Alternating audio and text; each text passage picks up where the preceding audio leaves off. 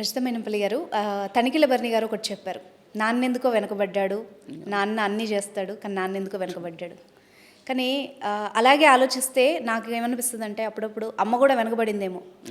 ఈ సమాజంలో అమ్మ అనే పదము ఎప్పుడు గుర్తొస్తుందంటే మదర్స్ డే రోజు, అప్పుడప్పుడు విమెన్స్ డేకి, అంటే విమెన్ కూడా అన్నట్టు. అంటే ఇంతకుముందు నాన్నలు వెనకబడ్డారు అన్నట్టు నాన్నలతో పాటు అమ్మలు కూడా ఆటోమేటిక్గా వెనక్కి తోయడం జరిగింది.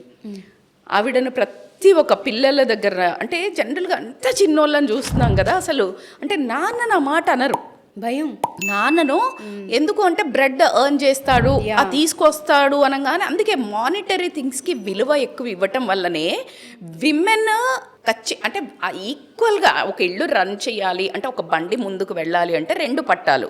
ఒకటి ఇంట్లో చోర్స్ చేసుకోవటం, కానీ ఇంట్లో మంచి చెడు పిల్లల్ని అత్తమామని ఇవి చూసుకోవడం, ఫైనాన్షియల్ బాధ్యతలు కూడా లేడీకే ఇచ్చేవాళ్ళు, తీసుకొచ్చి జీతం అప్పచెప్పేవాడు భర్త. సో ఇవి ఒక పట్ట అయితే, భర్త బయటికి వెళ్ళి సంపాదించుకురావడం ఇంకొక పట్ట. ఈ రెండు సమానంగా ఎప్పుడైతే వెలువగా పోతాయో అసలు ఈ గొడవలే వచ్చే కాదు.